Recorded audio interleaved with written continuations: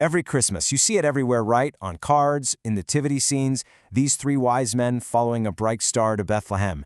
It's one of the most famous stories on the planet.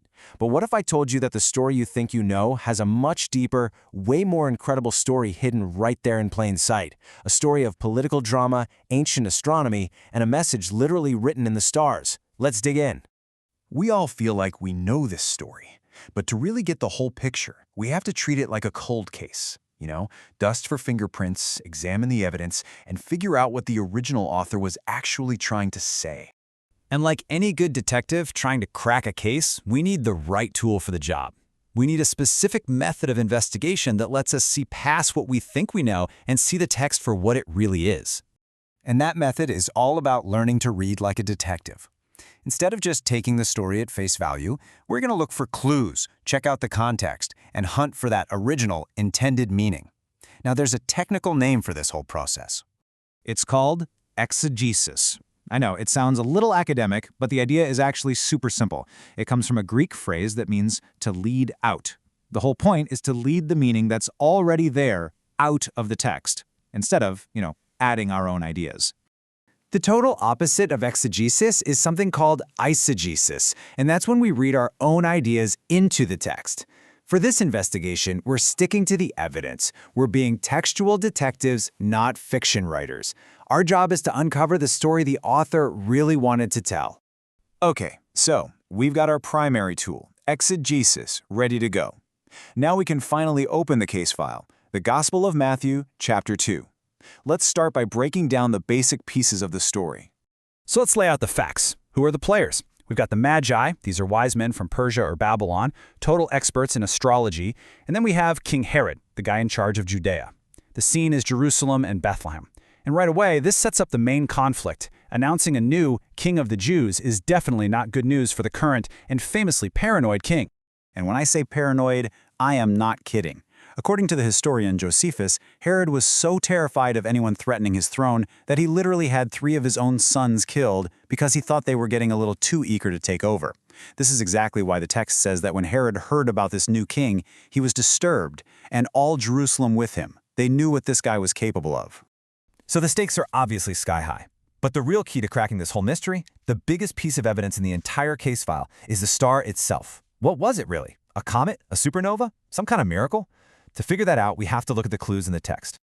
Okay, let's examine the clues. The text says the Magi saw the star in the east, which means when it was rising.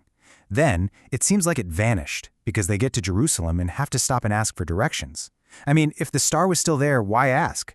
And then, after they leave the city, the star shows up again and stopped over the place where the child was. That is some really specific, really strange behavior for a star. For centuries, people have debated this. But here is the major plot twist. The answer isn't some supernatural vision, not in the way we usually think about it. Thanks to modern computers that can map the ancient sky perfectly, the answer seems to be written in the history of the cosmos itself. The astronomical record shows this absolutely fascinating chain of events. So back in the years 3 and 2 BC, there was a series of really significant planetary alignments or conjunctions. For the Magi, these events, especially involving Jupiter, which they called the king planet, would have been a massive sign that a great king had been born in Judea. And this all builds to a spectacular climax on one particular night, June 17th, 2 BC.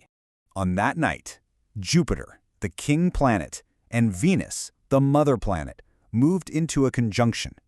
Now, this happens from time to time, but this one was so unbelievably close, so rare, that the two planets would have actually merged into a single point of light, looking like one single, incredibly bright new star. An event so rare it would happen just once in all of human history.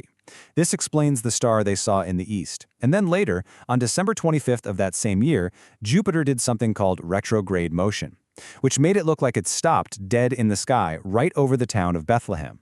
The clues from the story? They match the astronomical record perfectly.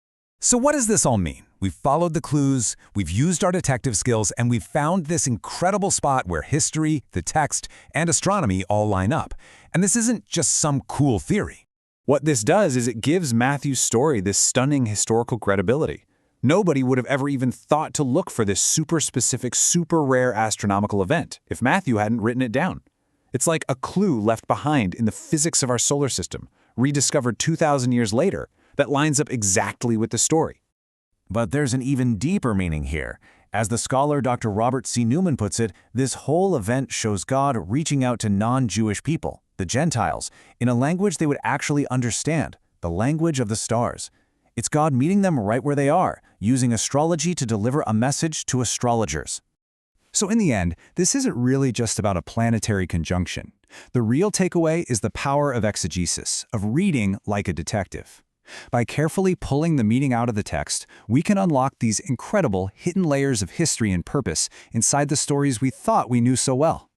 And that just leaves us with this fascinating question. The story of the Magi is just one account in a book that's full of them.